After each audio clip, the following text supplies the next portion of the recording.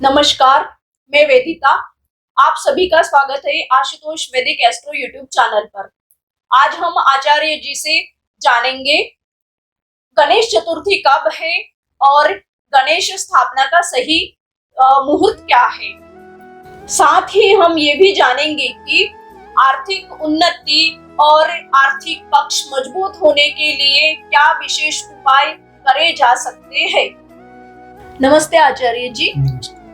आचार्य जी, हमारे दर्शकों को मार्गदर्शन कीजिए। नमस्कार, आप सभी का स्वागत है हमारे YouTube चैनल पर।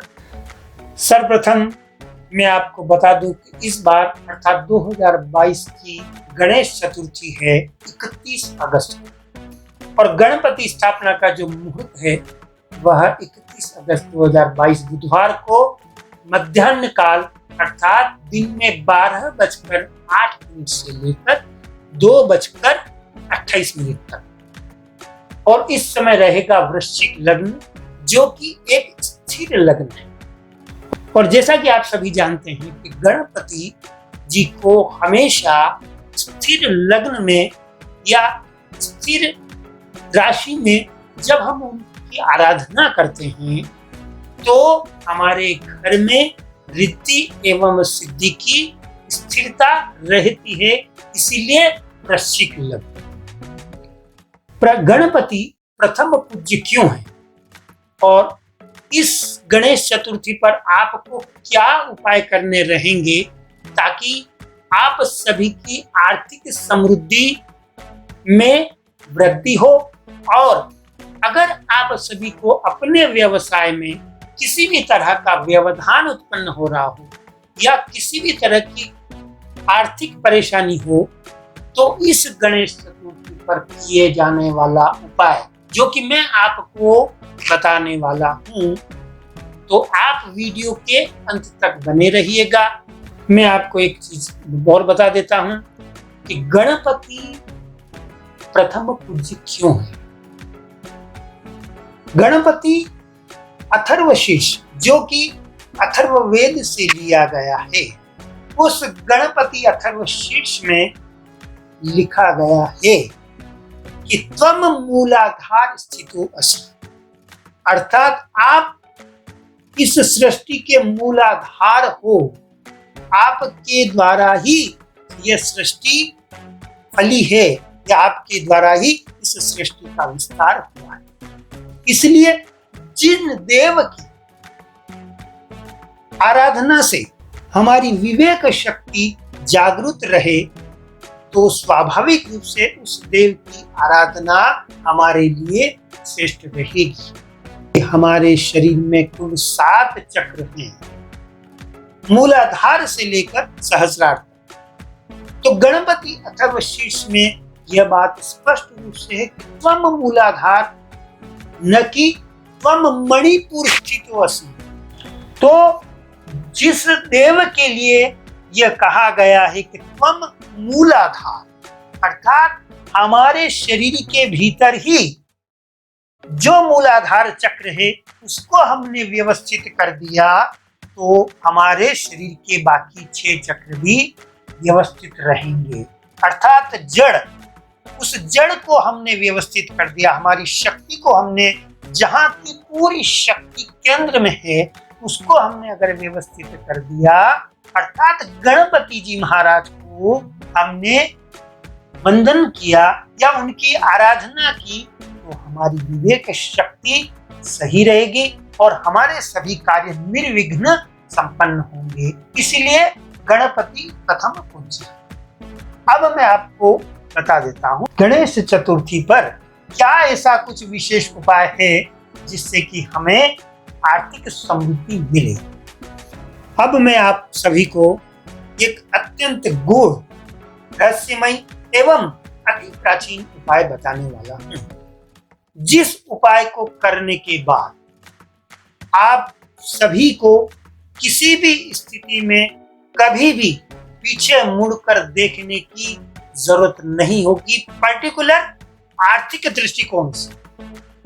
और अगर आपने इस कृत्य को पूरे भाव से, और जो विधान जो मैं बताऊंगा उस विधान से किया जिसके साथ भाव बहुत महत्वपूर्ण है, तो ये निश्चित है कि आप सभी की आर्थिक समृद्धि होकर रहेगी और मैं इस बात के लिए पूर्ण आश्वस्त हूं। सर्वप्रथम आप सभी को इस दिन 3 मिट्टी के पात्र लें। वो मिट्टी के पात्र अपनी अपनी देश काल परिस्थिति अनुसार कोई भी हो सकता है। मिट्टी का पात्र, तीनों मिट्टी के पात्र लेने के बाद प्रथम मिट्टी के पात्र के नीचे आपको एक सफेद रंग का वस्त्र रखना है। दूसरे मिट्टी के पात्र के नीचे नीले रंग का वस्त्र रखना है। तीसरे मिट्टी के पात्र के नीचे हरे रंग का वस्त्र। पहले मिट्टी के पात्र के नीचे, जिसके नीचे हमने सफेद वस्त्र रखा, उसके अंदर समुद्री नमक रखना है। दूसरा जो मिट्टी का पात्र है, जिसके नीचे हमने नीले रंग का वस्त्र बिछाया है, उसके अंदर हमें उड़द भरनी, साबुत उड़द।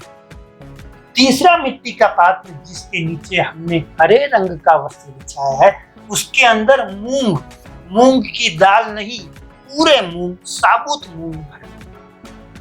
ये तीनों पात्र में सभी वस्तु भरने के उपरांत फिर 3 इसी रंग के वस्त्र, अर्थात जिसके भीतर समुद्री नमक है, उसको सफेद रंग के वस्त्र से ढक दिया जाए और उसको मौली से बांध दिया। फिर दूसरा पात्र, जिसके अंदर हमने उड़द भरे नीले रंग का वस्त्र जिसके नीचे बिछा रखा, उसको नीले रंग के वस्त्र से बांध दिया जाए मौली से। फिर तीसरा जो पात्र है मिट्टी का, जिसके नीचे हमने हरे रंग का वस्त्र बिछा रखा है, जिसके अंदर हमने मूंग रखे, उसको हरे रंग के वस्त्र से ही ढक के और मौली से, अर्थात जो कलावा होता है, उससे बांध दिया। तत्पश्चात अगर आप देहाती में हो या गांवों में हो, तो ये तीनों पात्र घर के ईशान कोण का मतलब उत्तर और पूर्व के कोने में इन तीनों पात्रों को दबा देना है। किंतु अगर आपका घर पक्का है, अर्थात फर्शनुमा है, तब इन तीनों पात्रों को उठाकर अपने घर के ईशान कोण, नॉर्थ ईस्ट कॉर्नर पर रख देने हैं। और वो जो तीनों वस्त्र जो नीचे हैं, उनको आप किसी को भी दान कर सकते हैं या किसी भी मंदिर में आप रख देना, लेकिन ये तीनों पात्र आपको घर के ईशान कोण में रख देने हैं। यह तीनों पात्र तब तक रखे रहने हैं जब तक आप सभी को यह एहसास न हो कि हाँ, अब हमारी स्थिति में सुधार हो रहा है हमारी, और गणपति जी महाराज से प्रार्थना भी करनी है कि रिद्धि सिद्धि सहित हमारे घर में आप पधारिए, हमारी आर्थिक स्थिति को सुदृढ़ कीजिए, और किसी भी तरह का व्यवधान या किसी भी तरह की कोई दशा अंतर्दशा अगर हमारे कार्य में विघ्न डाल रही है, तो उन सभी को दूर कीजिए। और जब तक हमारी स्थिति में सुधार न हो, तब तक ये तीनों पात्र हमारे घर में रहें, और जब आपको लग जाए कि हाँ सब कुछ सही है, तब इन तीनों पात्रों को किसी भी मंदिर में या फिर तीनों पात्र के भीतर रखी हुई वस्तुओं को बहते हुए पानी में प्रवाहित कर दें। जिस किसी जातक ने इस कृत्य को, जो मेरे द्वारा बताया गया है, अगर इस कृत्य के साथ पूरे भाव से, अर्थात पूरी तन्मयता से यह किया, तो मैं अपने निजी अनुभव से कह सकता हूं, आपको किसी भी ग्रह की दशा चल रही है, चाहे राहु की, चाहे मंगल की, चाहे शनि की, कोई भी ग्रह जो कि आपके लिए नकारात्मक प्रभाव कर रहा हो, उन सभी ग्रहों की नकारात्मक स्थिति को भी यह उपाय और गणपति जी महाराज की कृपा से आप निश्चित रूप से समृद्धि और अग्रसर होंगे, और हर तरह की समस्या, जो आर्थिक समस्या से आप अभी परेशान हैं उससे आपको निजात मिलेगी। आचार्य जी, आपका बहुत बहुत धन्यवाद। उम्मीद है आपको हमारा यह प्रोग्राम पसंद आया होगा, तो चैनल को लाइक, सब्सक्राइब एंड शेयर जरूर करें और अपने सुझाव कमेंट बॉक्स में जरूर दें। धन्यवाद।